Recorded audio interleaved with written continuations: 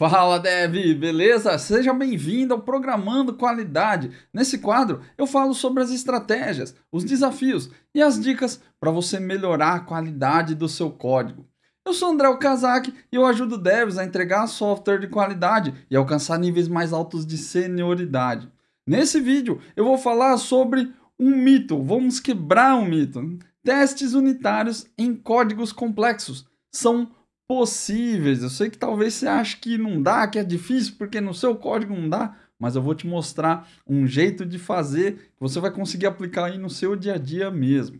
E se você é dev, principalmente de .NET, quer entregar software de qualidade, quer evoluir na carreira, quer pular lá do seu júnior para pleno, do pleno para o sênior, ou alcançar níveis ainda mais altos aí na escala da sua carreira, já dá um like nesse vídeo e assina o canal para você receber mais conteúdo sobre esse assunto.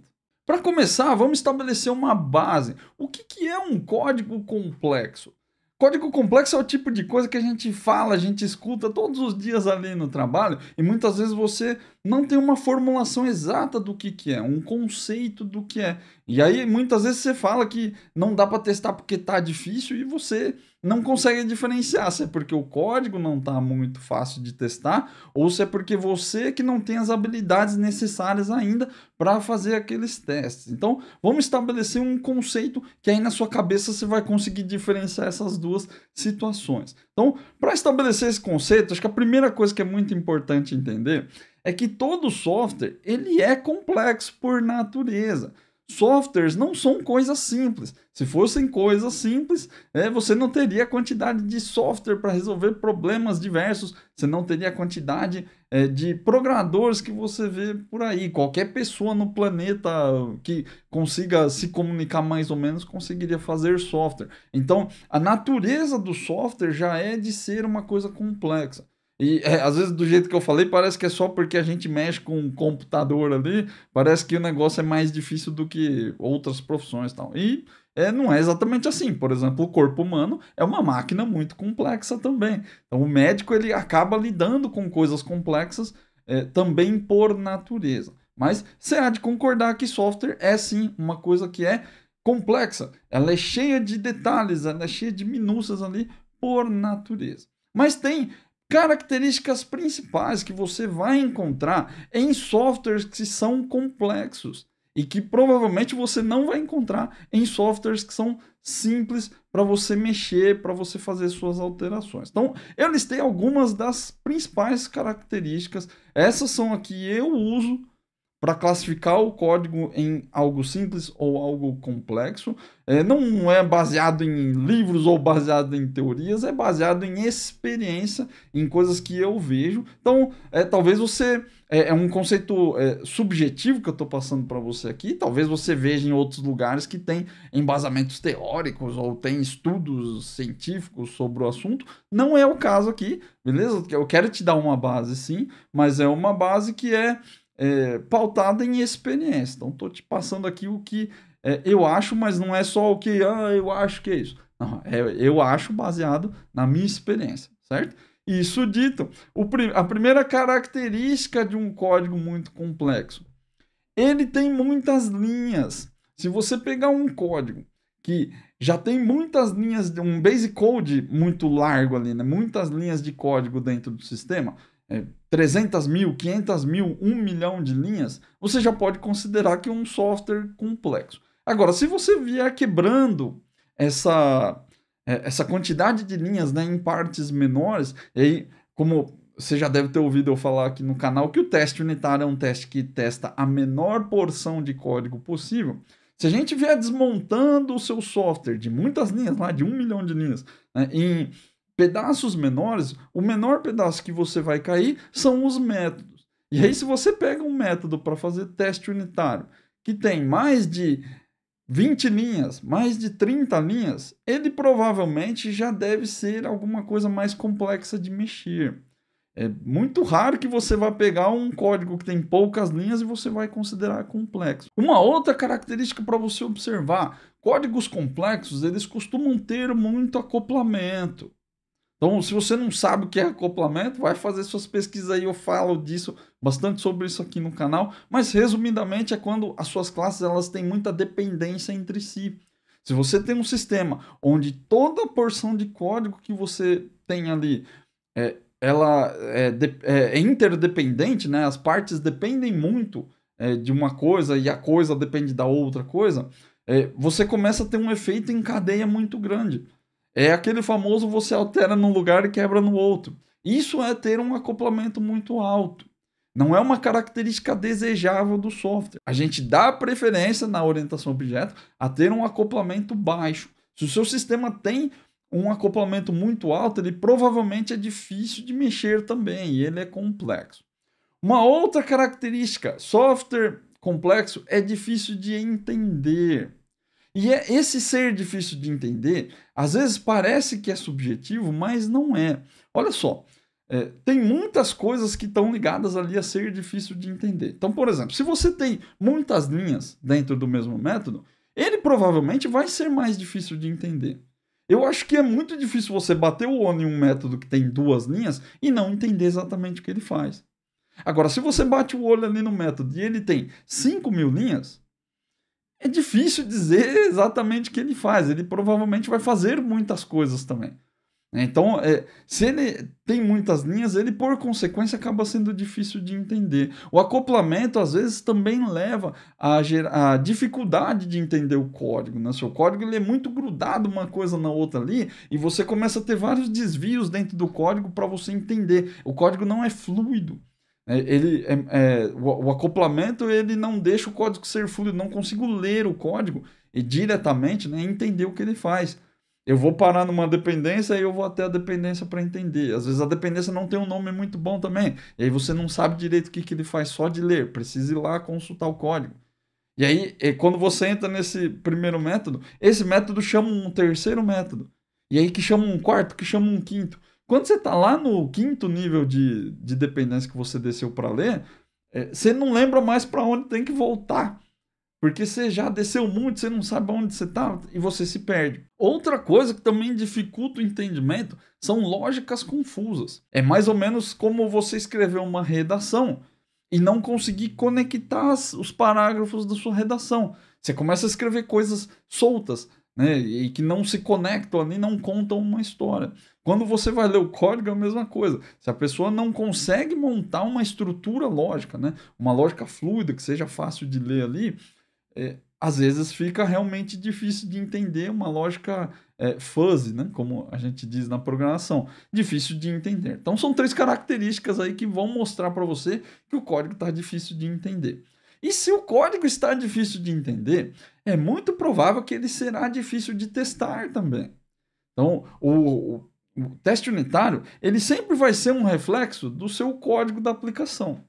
Se o código da sua aplicação está difícil de entender, provavelmente seu teste também vai ser difícil de entender. Ou vai ser difícil de fazer esse teste aí. Né? Se o seu código está muito complexo, seu teste vai ficar complexo também. Se o seu código tem muitas linhas, seu método tem muitas linhas, o seu teste provavelmente também vai ter muitas linhas. Então o teste unitário, ele geralmente é um espelho do seu código da aplicação. Se você acha que está difícil de testar, provavelmente tem um problema lá com o seu código original. Ele está muito difícil, ele está muito complexo, tem muitas linhas. Então, são as principais características que você vai encontrar em um código complexo. Muitas linhas, muito acoplamento, é difícil de entender e é difícil de testar. E quais são as vantagens de você saber testar um código complexo? Porque às vezes a gente olha aquele negócio gigantesco, aquele código linguição e pensa, cara, eu não vou perder meu tempo testando isso porque não vai valer a pena. Mas às vezes realmente não vale a pena, né? Mas às vezes vale a pena sim. E o fato de testar ou não testar pode ser uma escolha. Muitas vezes você não está escolhendo testar, você só não está testando porque você não consegue. Então, quais são as grandes vantagens de você saber testar um código complexo? Além de poder escolher quando você quer testar e quando você não quer testar. Eu acho que a principal delas, e que a maioria dos devs não enxerga, saber testar código complexo é uma vantagem competitiva no mercado de TI. Mas por que isso seria uma vantagem? Porque ninguém sabe fazer teste nisso. Todo mundo foge desse problema. E é um problema recorrente. Você vai encontrar isso todos os dias, em todas as empresas por onde você passar. Não teve uma empresa por onde eu passei que não tinha esse problema. O código é complexo. E às vezes ele não nasceu complexo, mas ele ficou. No dia que você chegou, estava difícil de mexer. Então, a maioria dos devs foge disso. Primeiro, porque a gente não ensina. A gente não ensina a lidar com um código complexo. E aí, para esses casos aí, você vai ter uma grande vantagem competitiva. Porque se a maioria dos devs não sabe, quem sabe se destaca. Tem um outro lado aí também. Desses devs que sabem fazer o teste, muitos deles têm preguiça. É ruim falar, às vezes, esses termos, mas infelizmente é verdade. Já aconteceu comigo. Muitas vezes eu olhei para um método complexo que eu precisava alterar e eu fiquei com preguiça de testar. Às vezes usando a muleta do tempo, pô, isso aqui não vai valer a pena, não vai ter ROI e tal, então não vou testar. Às vezes realmente é uma avaliação válida, mas às vezes não era só uma desculpa para não testar. E tá tudo bem se você não quer. Tá tudo bem, a gente não é perfeito, nós não somos robôs. Tem dia que você vai estar bem, tem dia que você vai estar mal. Nos dias que você tá bem, você escolhe fazer. Nos dias que você tá mal, você escolhe não fazer. Tá tudo certo. Não tem problema nenhum. Mas só tô expondo isso para você ter uma ideia de quantos por cento dos devs no mercado conseguem fazer teste unitário em um código complexo. Que tem essa habilidade. Cara, uma fatia muito, muito, muito pequena do mercado. Então, se você tiver essa habilidade, você vai estar na frente de uma galera. Você vai ter uma habilidade que pouquíssimos devs têm. E aí você vai se destacar no mercado, você vai conseguir evoluir mais rápido na profissão. Um outro ponto, que às vezes também a gente não fala muito sobre isso, mas que é muito interessante. Quando você aprende a testar um código complexo, você ganha a oportunidade de entender esse código. Eu estou trabalhando exatamente com isso neste momento. Eu estou fazendo uma atividade ali onde eu estou mexendo num código que é complexo, que obviamente não tem testes, e aí eu não tinha certeza do que eu tinha que fazer para alterar. Eu tinha alguns pontos ali que eu já sei que eu preciso alterar, mas eu não sabia se tinham outros pontos. E aí eu teria que fazer uma avaliação do código para saber se eu tenho que alterar ou não. Eu teria que entender o código. E pô, ele é um código complexo, tem todas essas características aí. Tem acoplamento, tem muitas linhas. Ele é difícil de entender, é difícil de testar. Tem todas essas características ruins aí. Mas eu optei por fazer. Por quê? Porque fazendo o teste unitário nesse cara, eu ganho a oportunidade de entender o que o código faz. E aí é um aprendizado para mim, do ponto de vista do negócio da empresa. Por que que as regras estão lá? Por que que é feito daquele jeito? Como que o outro dev pensou, né? O que que ele pensou na hora que ele estava fazendo aqui? Tudo isso são oportunidades de crescimento profissional. E fazer teste unitário em código complexo vai te dar muito dessa oportunidade, que você vai se ver obrigado ou obrigada aí a entender o código. Não é só cobrir, não é só chamar o ChatGPT e passar teste nele. Não adianta. Você precisa entender. E o teste unitário vai te dar essa vantagem aí. Uma outra coisa que acho que é bem óbvia, né? Você vai ter menos bugs. Quanto mais teste você tem num código complexo, é melhor para todo mundo, porque reduz a chance de ter bug naquele código. É muito comum você pegar um código mega complexo e falar: eu só vou alterar uma linha. Então, se é só uma linha, cara, eu não preciso fazer teste, né? É só uma linhazinha. Eu sei que isso aqui não dá problema. Aí você bota em produção e derruba o sistema. Quantas vezes você já não viu isso acontecer? Isso acontece por quê? Porque não tem teste, porque a pessoa não quis entender o fluxo como um todo. E ela fez uma alteração que, de acordo com o fluxo, quebra. A coisa que eu mais escuto nesses casos é assim: mas esse sistema é uma porcaria, eu mexi em uma linha e quebrou tudo. Cara, o sistema até pode ser uma porcaria, se for o caso aí. E eu não vou questionar se o seu é ou se não é. Mas você tinha a obrigação de pelo menos entender. Se estava funcionando, você foi lá e alterou e colocou um bug, a culpa é sua. Foi você que não parou para entender o software, já estava lá. Você não pode culpar. É a mesma coisa de você estar fazendo uma estrada E aí no meio do caminho da sua estrada tem uma árvore. O que você vai fazer? Você vai culpar a mãe natureza porque tem uma árvore no meio do seu caminho? Ou você derruba a árvore ou você desvia da árvore. Mas você precisa fazer alguma coisa. Né? Às vezes você não pode derrubar a árvore. E se você derrubar a árvore e tiver alguma coisa embaixo dela lá que vai estragar o solo, por exemplo. E aí a sua rua que você queria asfaltar do seu caminho vai ceder. Então você não devia ter feito isso. Você devia ter estudado primeiro e desviado o seu caminho. Com o código é a mesma coisa. O código já está lá, ele está funcionando. E o usuário está a todo vapor lá, todo dia. Você que foi lá de enxerido e alterou o negócio, quebrou. A culpa não é do código ser ruim, a culpa é sua, porque foi você que não foi olhar lá, você não foi entender, você não foi procurar entregar com qualidade. Né? Menos bugs, que é uma das características da qualidade. Então, não adianta. Né? Se você consegue entender o que o seu código faz, você vai conseguir fazer teste unitário nesse cara, mesmo que ele seja um código complexo, né? E aí você vai reduzir a quantidade de bugs, ou pelo menos a tendência de ter bugs naquele cara. E se você tem menos bug, por consequência, você também vai ter mais tranquilidade. Eu, há muito tempo já, que eu não entrego um software, ou que eu não faço uma entrega minha, uma feature nova, ou uma correção de um bug, onde eu não tenho a certeza de que o que eu fiz está certo. E não é uma soberba isso. Ah, mas você tá mega confiante, você sabe que não vai dar erro, então, e aí chega lá, dá um tapa na cara lá porque deu erro em produção. Ah, seu trouxa, seu... Não é isso. Pode ter bugs, não tem problema se tem bugs. A questão não é o que acontece quando você coloca lá em produção ou não.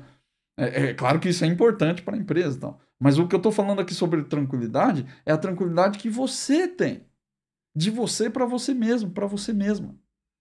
De você se sentir bem. Olha, eu fiz tudo que eu podia fazer. E eu entreguei um software de qualidade. Um software que eu sei que está fácil de manter, que resolve o problema do usuário, que não tem bugs. Essa tranquilidade que não tem preço. E quando eu falo, às vezes as pessoas não acreditam, elas acham que é bobagem.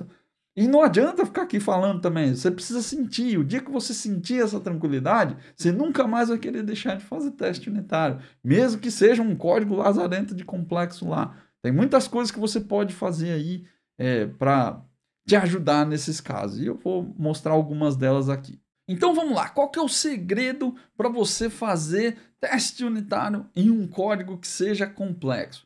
Tem 2 pontos muito importantes aqui que eu quero revelar para você. O primeiro segredo, né? Buscar a simplicidade.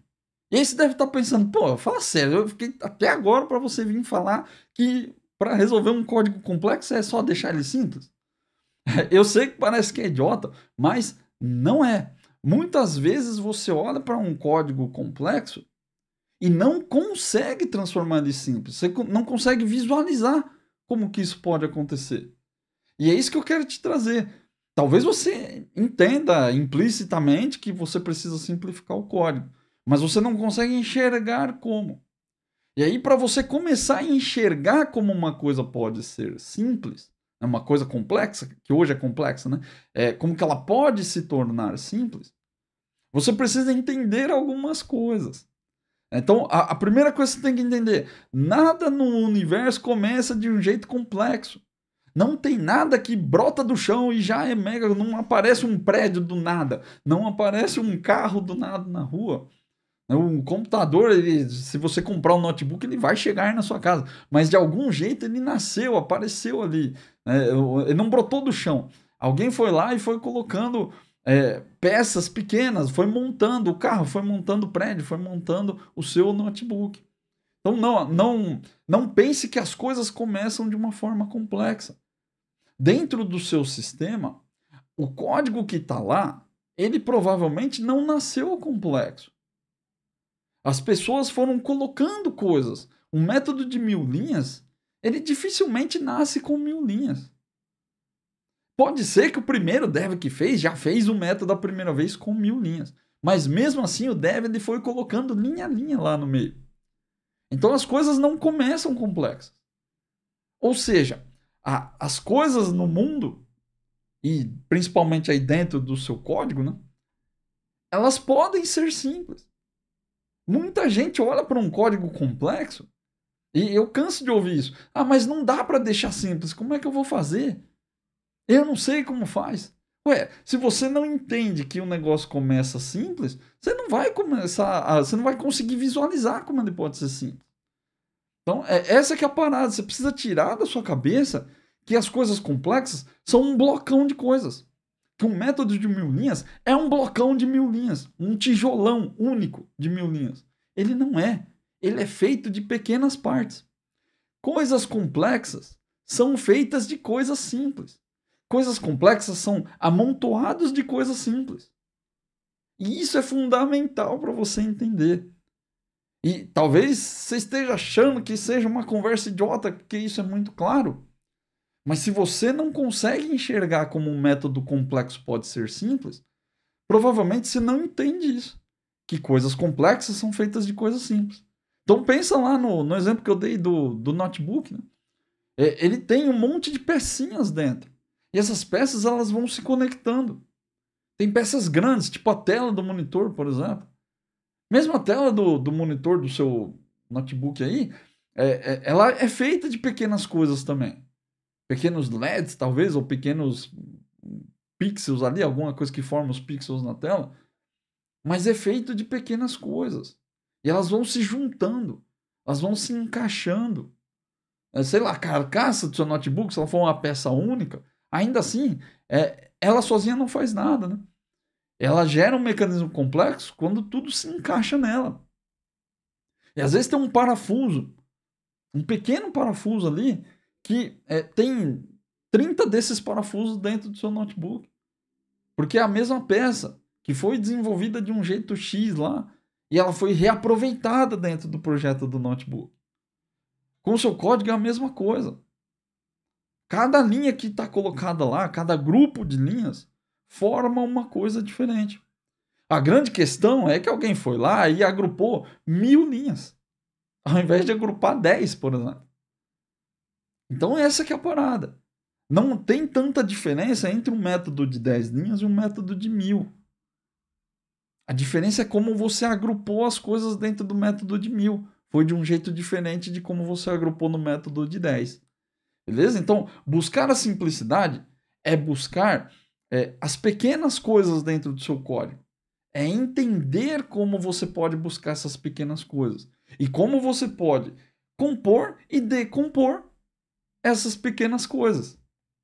Decompor as coisas grandes em coisas pequenas. E como que você faz para conectar essas pequenas coisas para que elas voltem a funcionar dentro do seu código. Para que elas façam o que o seu código precisa fazer. Beleza? Então, buscar a simplicidade é isso. É trazer para a sua consciência de que nada começa complexo e que coisas complexas são feitas de pequenas coisas simples. A segunda coisa que você precisa entender aqui, e cara, isso é mega importante. Não banque o super-herói. Você não é o Superman, você não é a Mulher Maravilha. Você não precisa resolver todos os problemas do seu código no mesmo dia. Se você está mexendo no método de 1000 linhas, é muito provável que você não vai mexer nas 1000 linhas. Se você não vai mexer nas 1000 linhas, você não precisa fazer um refactoring gigante. Você não precisa testar as 1000 linhas. Dá para fazer de outro jeito, de um jeito mais tranquilo. E esse pensamento de achar que para testar um método de 1000 linhas eu preciso testar o método inteiro das 1000 linhas toda vez, desde a primeira vez, é o mesmo pensamento da pessoa que não consegue entender que coisas complexas são feitas de pequenas coisas simples. Tá vendo como as coisas se encaixam? E que muitas dessas coisas estão aqui na sua cabeça, estão te bloqueando? Essa que é a parada. Muitas vezes as pessoas olham para o método de 1000 linhas, acham que precisam testar as 1000 linhas e desistem. Ah, isso aqui não é para mim. Não dá, isso aqui é impossível de testar. Não é que é impossível. É só que você quer fazer um monte de coisa e talvez você não tenha tempo de fazer. E aí você está falando que é impossível porque na sua situação não é possível. Mas em outra situação talvez seja. E talvez se você trabalhar de outro jeito também, essa situação apareça em algum momento. Vamos para as ações. O que você tem que fazer para deixar o seu código mais simples? Existem várias coisas que você pode fazer, existem várias técnicas que você pode aplicar, várias delas eu ensino lá no Desenvolver Testes também, mas se eu ficar falando delas aqui, eu vou ficar a noite inteira, nosso tempo é limitado. Então, eu selecionei as duas ações que eu mais executo quando eu vou fazer teste em código complexo. Dessas várias técnicas, dessas várias coisas, tem duas coisas que eu nunca deixo de fazer. Elas sempre estão presentes. Então são as mais importantes, eu resumi elas aqui, porque eu acho que é mais simples e que você pode aplicar na sua próxima atividade aí, amanhã, a hora que você desligar esse vídeo aí, ou hoje, sei lá, a hora que você terminar de ver esse vídeo, você já pode botar em prática agora. Então, a primeira coisa, deixe o código fácil de entender.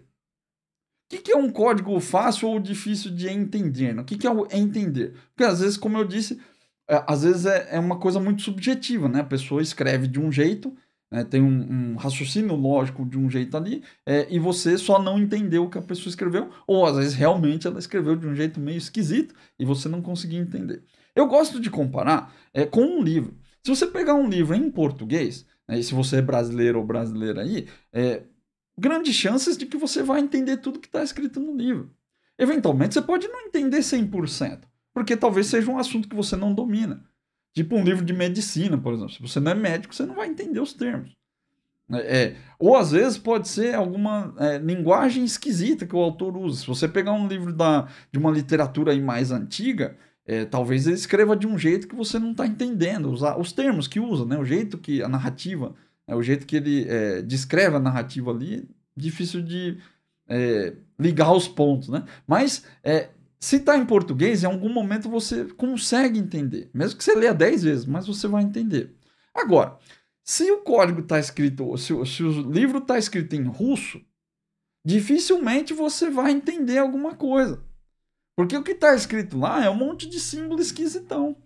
E aí você vai bater o olho naquele símbolo e vai falar, cara, eu não tenho a menor ideia do que está escrito aqui. Então, essa que é a parada. Ser fácil de entender não significa que para você está claro como água. Mas que pelo menos, se você dedicar um tempinho ali, você entende. E às vezes a lógica está no nível de um caractere russo que você não entende nada. Então, quais são as coisas que você precisa revisar para deixar o seu código mais fácil de entender? A primeira coisa, tenta deixar a lógica mais fluida. Tenta deixar a lógica de um jeito que você consiga ler o que está escrito e a leitura dos métodos, a leitura de tudo que está escrito lá, faça sentido para você. Como eu falei agora sobre o livro. O autor pode até escrever de um jeito, uma linguagem mais antiga, mais formal, e você tem dificuldade de entender. Mas o enredo em si, o que está acontecendo agora na história e para onde ele quer chegar, onde ele vai dar, você consegue entender. Mesmo que talvez a linguagem não seja boa para você. Mas como está em português, você consegue entender. Código é a mesma coisa. Às vezes a pessoa escreveu com uma lógica um pouco diferente, com comandos diferentes. Mas ela precisa ser fluida, ela precisa ter um começo, ter uma conexão. Né? Quando ela sai do ponto A para chegar no ponto B. O método tem 10 linhas, a sequência das 10 linhas precisa fazer sentido. Isso é uma lógica fluida, né? Que seja fácil de bater o olho e entender. Olha só, tem um método aqui, ó, de exemplo. Então tem um cara aqui que faz cancelamento de reservas. Né? Um exemplo aqui de um sistema de hotel que faz reservas, né? Um sistema de reserva online aqui para hotéis. E aí eu tenho esse cara aqui, ó, é um comando, né? Estou usando o padrão mediator, né? Então o método dele chama handle.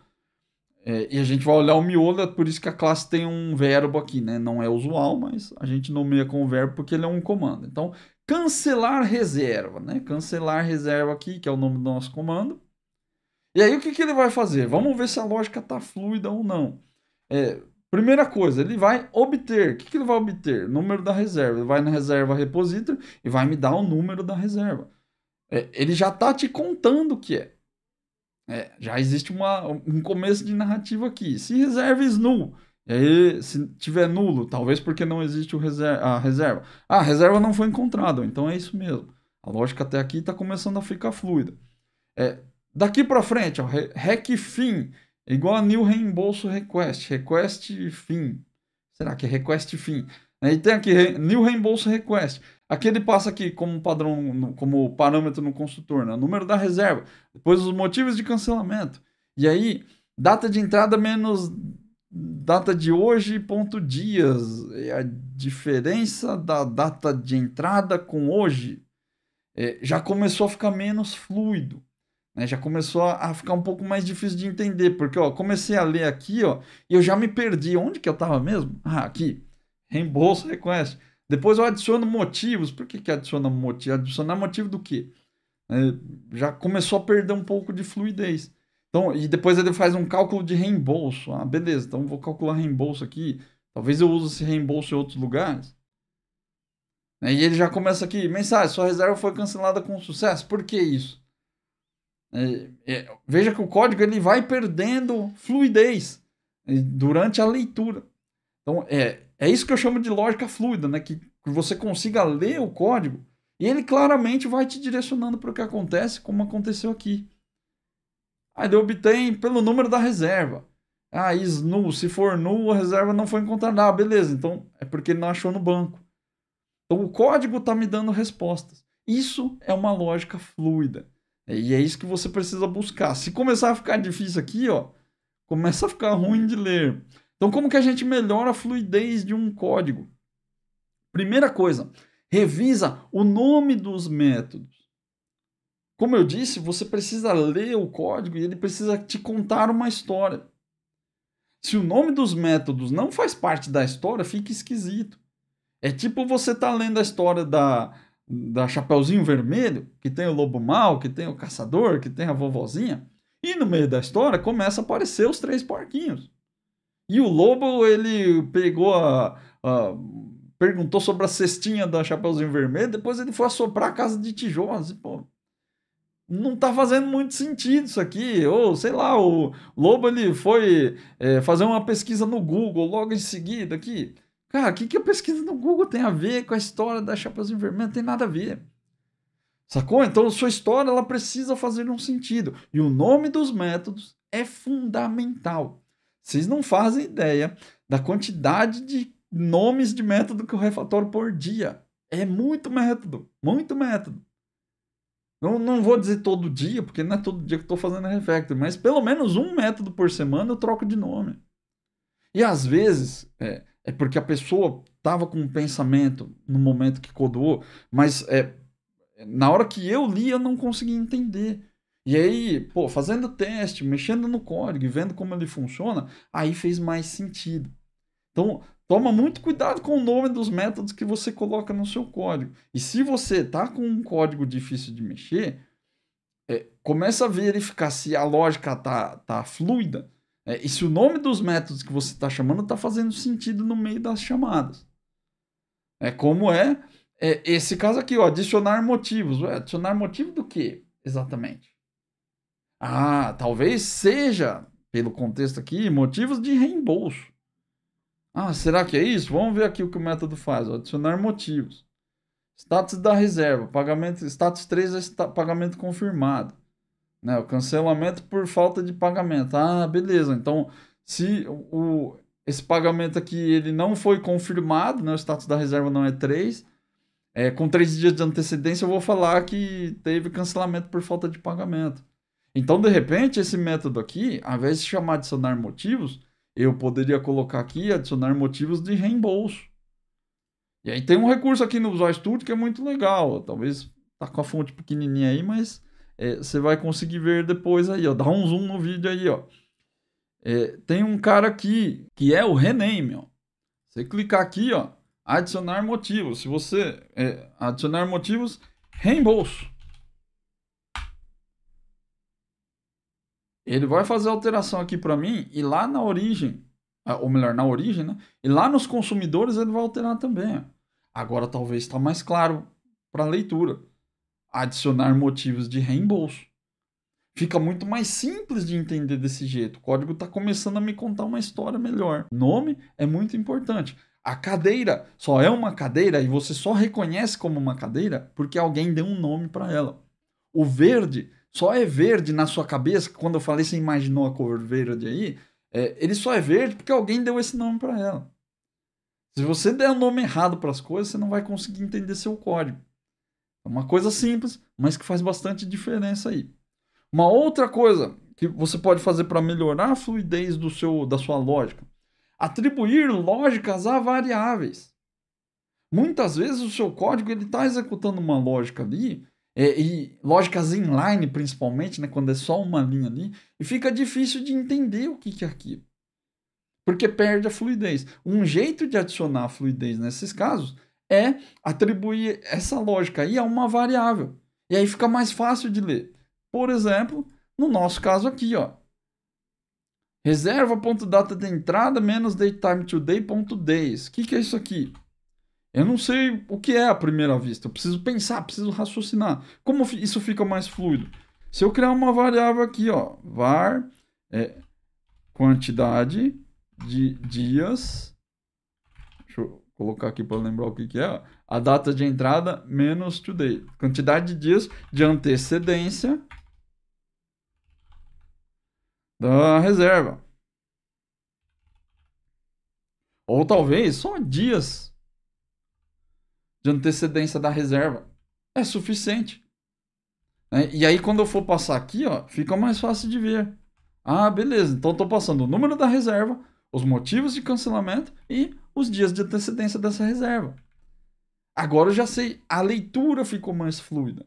Ah, André, mas aí você está alocando uma variável a mais aqui, isso aí não é ruim? Depende do contexto. Lá no livro do Martin Fuller sobre refactoring, ele até comenta sobre esse caso, para você tirar esse tipo de atribuição aqui, que às vezes não faz sentido. Mas às vezes faz. Se para você melhora a fluidez, é melhor fazer desse jeito do que ficar amontoando comando de uma linha aqui. Cara, tem dev que adora, começa a colocar aqui des.add não sei o que, e aí ponto não sei o que lá, usa um Fluent API aqui, não sou contra você usar esse tipo de sintaxe, mas às vezes confunde mais do que ajuda.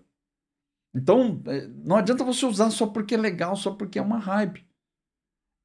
Usa as coisas para te facilitar, para deixar seu código melhor. Se fazer desse jeito deixa seu código mais fluido, por que não? Qual é o problema? Um problema aqui, o que até o Martin Fuller cita lá no exemplo, é que às vezes você não usa essa variável para nada.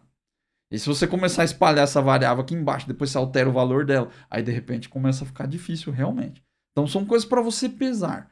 Né? Se melhora a leitura e se depois isso aqui também não vai ficar confuso. Né? Tudo precisa de uma avaliação. Mas isso ajuda bastante a entender o que o código faz. E a segunda coisa que eu faço bastante nos meus códigos, diminuir a quantidade de linhas. Pô, se um código que tem muitas linhas é difícil de testar, é difícil de entender e fica complexo, é só diminuir a quantidade de linhas dele, certo? Certo, o raciocínio é muito bom, só que às vezes isso é um pouco difícil. Né? É fato que quanto menos linhas seu código tem, né, quanto menos linhas seu método tem, é mais fácil de testar. É mais fácil testar um método de 2 linhas do que testar um de 50 linhas. Isso é um fato. Porém, às vezes você não consegue exatamente fazer isso de um jeito muito simples.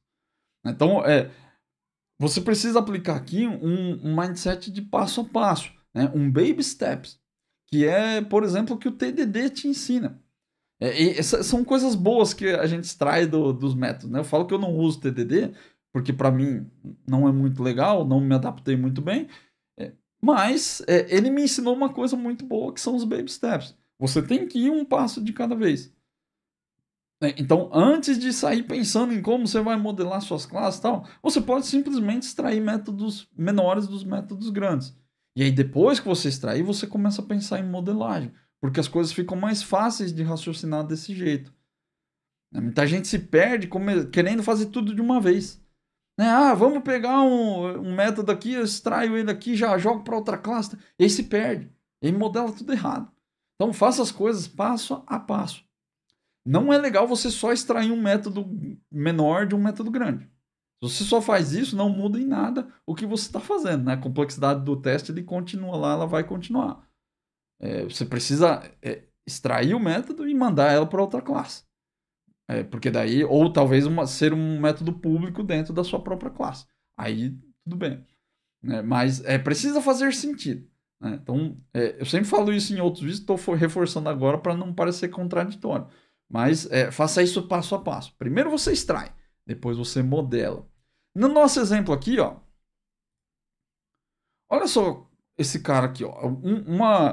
Eu falei que uma das características é que ele é difícil de testar, né? Por que um método muito grande ele é difícil de testar? Esse nosso método de exemplo aqui, ó, ele começa na linha 30 e termina aqui na linha 82, 80 mais ou menos, né? Então a gente tem aqui cerca de 50 linhas. Já é um método grande. E como eu disse, se eu trouxer um método de 1000 linhas, como o que eu estou mexendo agora lá, você vai se perder. Então o exemplo aqui ele é um pouquinho menor. 50 linhas já é bastante. Com 50 linhas, muito provável que você está fazendo coisas demais já. Eu tenho um limite para mim, eu coloco esse limite em 20. Então, o ideal para mim é que o método tenha 20 linhas. Se para você 20 linhas é suficiente, é ok. Se para você 30 linhas é suficiente, é ok também. Então, isso é uma questão pessoal. Tem gente que fala que é 10 linhas o limite. 10 linhas eu acho às vezes que é um pouco demais. Mas eu tento colocar em 20 para ter um limite. E isso é importante, que você tenha um limite. Não programe sem limites de linha. Senão você nunca vai ter uma base. Assim como eu disse que é importante você saber o que é um código complexo. Para ter uma base, para ter um julgamento, a quantidade de linhas é a mesma coisa. Se você não tiver um limite, você vai fazer 1000 linhas toda hora, né? Então, controla essa parada, beleza? Seta um limite para você. Se você não tem, tá em dúvida, não faça ideia. Bota 20. Bota 20, que é a minha dica aí, que é o que eu uso. Funciona muito bem para mim. Se não funcionar bem para você, você se adapta. E aí você troca, vai fazendo seus testes aí. Experimente você. E aí depois você me fala qual que foi o limite melhor que você achou aí. Ó, então o método tem 50 linhas. Um método de 50 linhas provavelmente vai fazer coisas demais. Então por que ele é um método difícil de testar? Como que eu testaria esse método aqui, ó? Primeira coisa, eu vou testar esse caminho aqui, ó. Se não obter o número da reserva. Passei um número que não existe. Ele vai obter aqui e eu vou ter que retornar aqui essa mensagem. Beleza, então o primeiro teste está feito. O segundo teste, ele começa a ficar mais difícil. Porque aqui embaixo já dá para ver que ele faz bastante coisa. Então ele vai vir aqui, ó, vai chamar o calcular reembolso. Então o meu primeiro teste é calcular o reembolso. E eu tenho que ver o que retornou no reembolso aqui, ó. Se o reembolso retornou com sucesso, ele vai fazer o cancelamento. E aí tem mais uma regra, se tiver valor de reembolso nessa chamada aqui, aí eu preciso colocar uma mensagem adicional. Então já tem uma regra aqui. Então eu tenho que testar o calcular reembolso, ou eu tenho que testar se teve reembolso ou não, né? Ou eu tenho que testar a mensagem. Talvez eu tenha que testar a mensagem que é consequência de ter reembolso. E aí depois ele obter o cliente. E aí, se o cliente não existir, daí ele não faz nada. Mas se ele existir, eu tenho que enviar um e-mail. Você está vendo que ele já começa a fazer um montão de coisas soltas. Né? Naquele nível da complexidade que eu falei antes, né? Ele faz pequenas coisas, mas essas coisas não são conexas. Elas não estão exatamente interligadas. Na hora que você vai fazer o seu teste, fica confuso. E você não sabe o que é para testar primeiro. Pô, então será que eu tenho que entrar em todos os ifs? Não, será que é melhor parar no primeiro if? Aqui ainda foi fácil, né? Porque o primeiro if exatamente ainda já dá return. Mas aqui como é que eu faço? Eu testo isso aqui, ou eu testo isso aqui, o cancelar, ou enviando e-mail. Começa a ficar difícil. Então, a simplicidade aqui que a gente precisa buscar. Transformar esse método, né? Diminuir o tamanho desse método aqui, né? Transformar ele em uma coisa simples com menos linhas. E como que a gente reduz a quantidade de linhas de um método sem quebrar o que o método faz? A gente extrai esse cara para um método separado e aí faz o teste diretamente no método separado.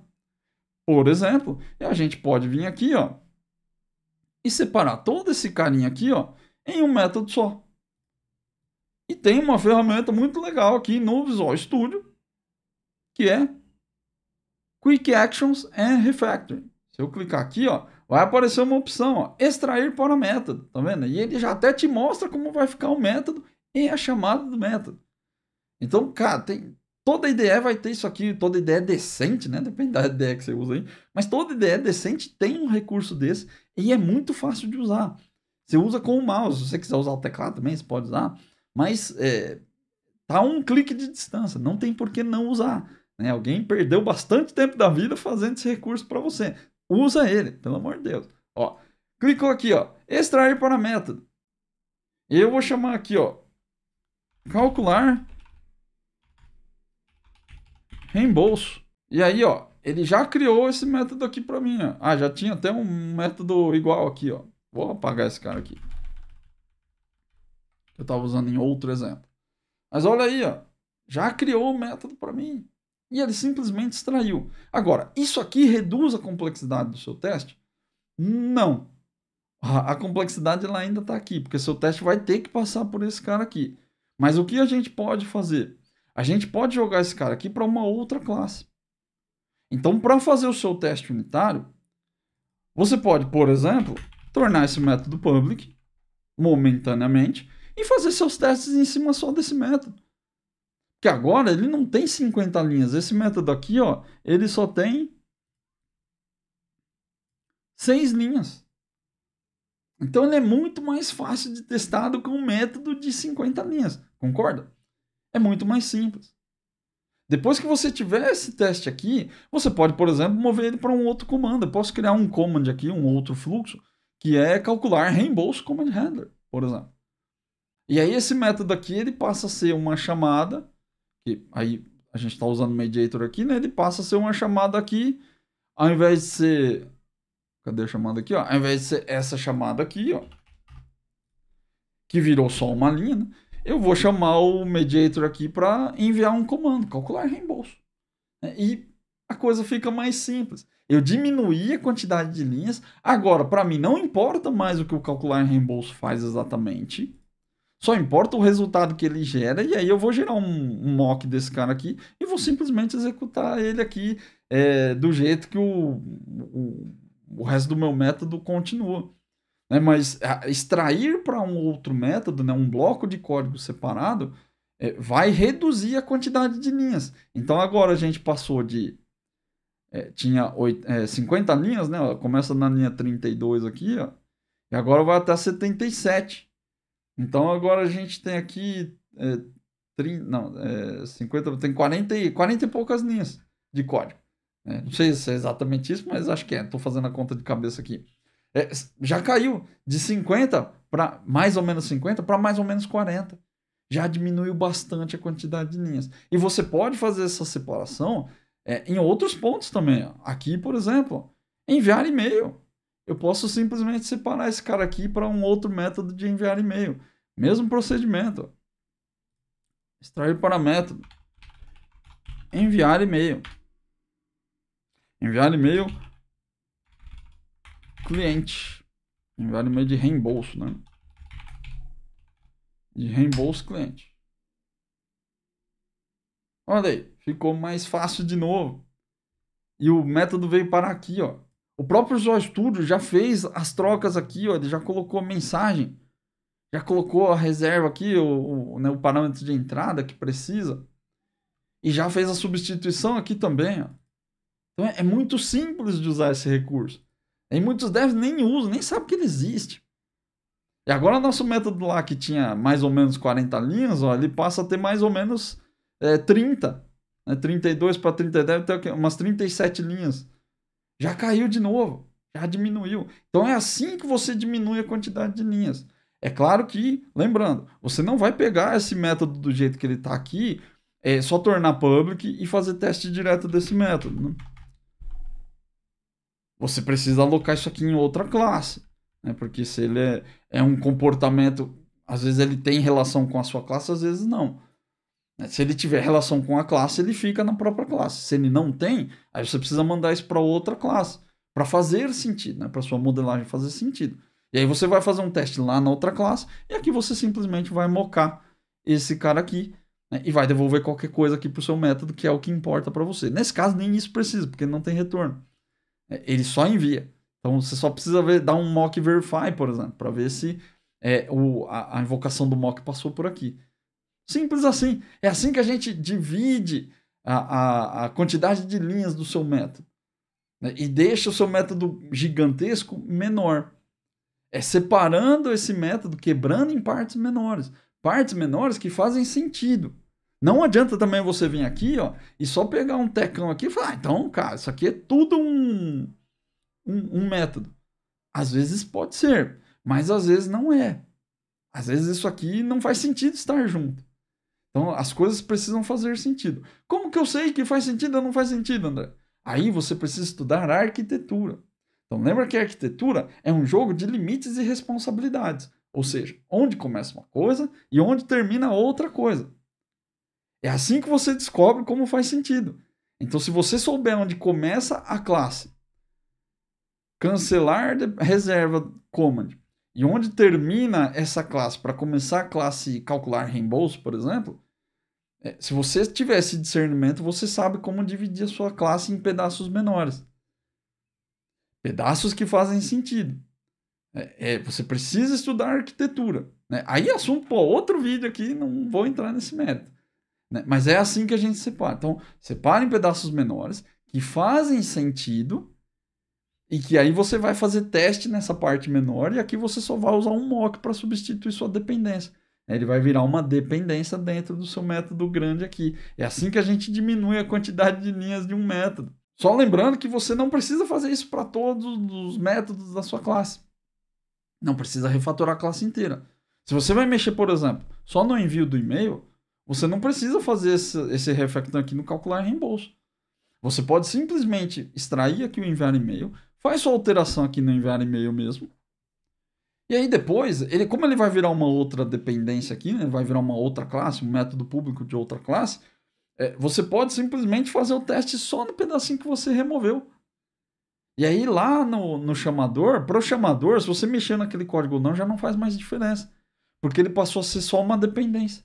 E aí você só vai pegar o valor que está aqui e vai mocar ele. Aí, nesse caso, nem mocar você vai, né? Como a gente já viu aqui.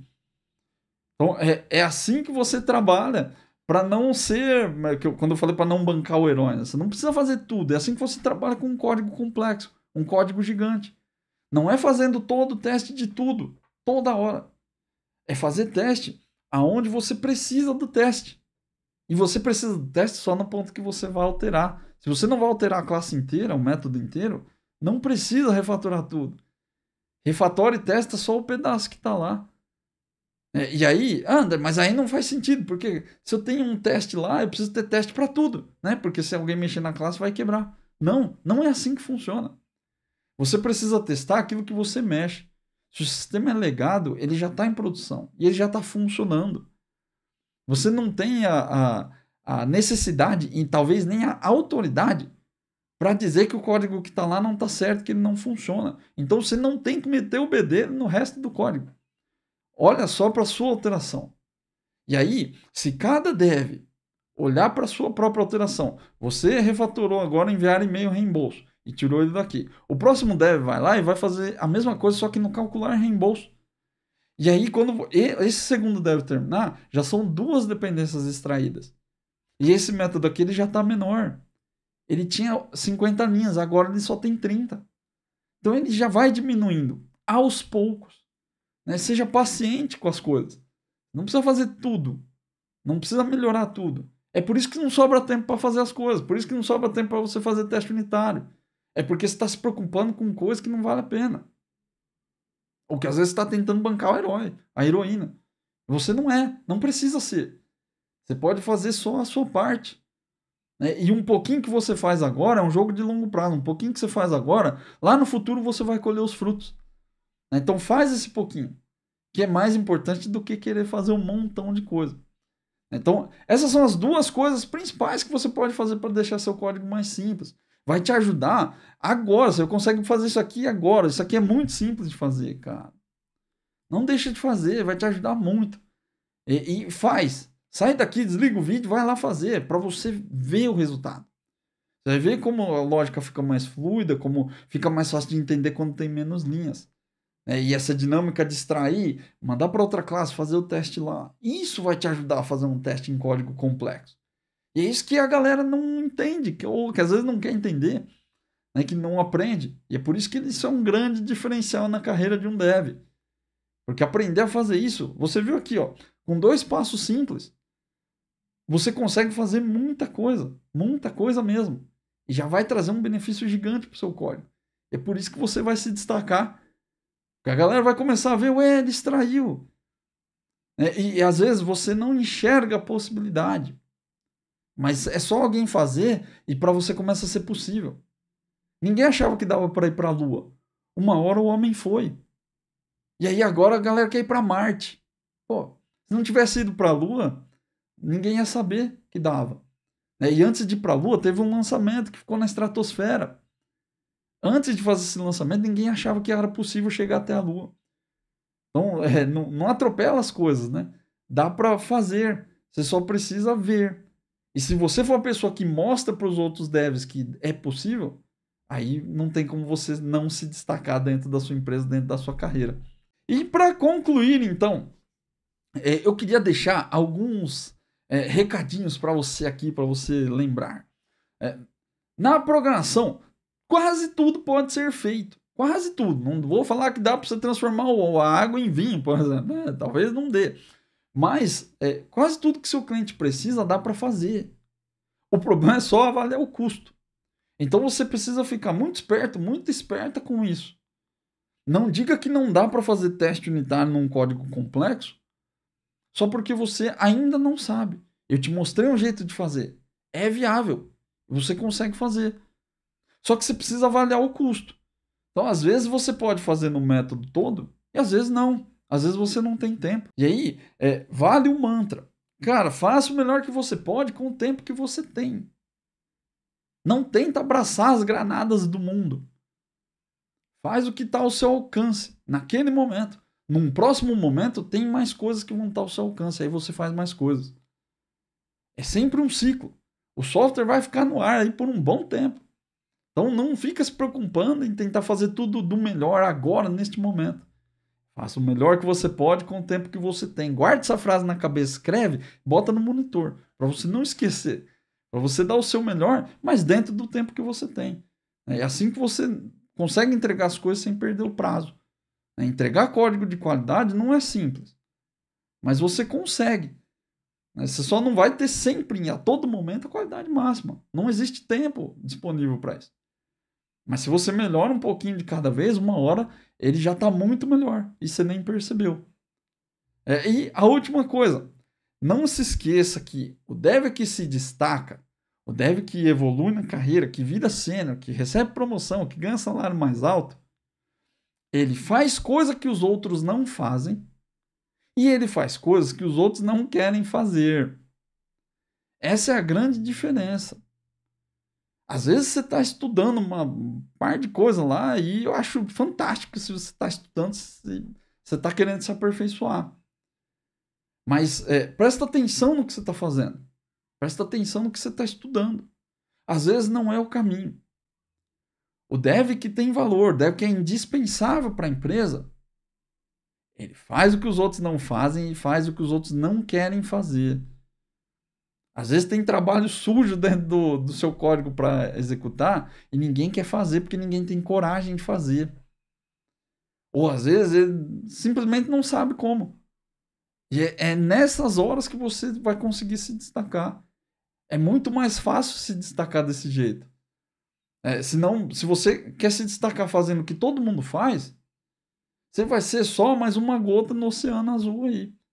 Então, para ser diferente, para se destacar, faça coisas que os outros não fazem, faça coisas que os outros não querem fazer. E aí você vai evoluir muito mais rápido do que você imagina. Beleza? Antes de sair, não esquece de deixar um comentário aqui para me dizer se você faz os seus refactorings desse jeito, se a qualidade do seu código melhora quando você faz esse tipo de coisa, ou se esse conteúdo te ajudou bastante, que você não conhecia nada do que eu falei e que você vai pôr essas coisas em prática aí. E se o conteúdo te ajudou, compartilhe esse vídeo com mais devs para ajudar a nossa área a produzir um código com mais qualidade e com um código mais fácil de entender, com um código melhor e mais simples. Beleza? Um grande abraço e até a próxima.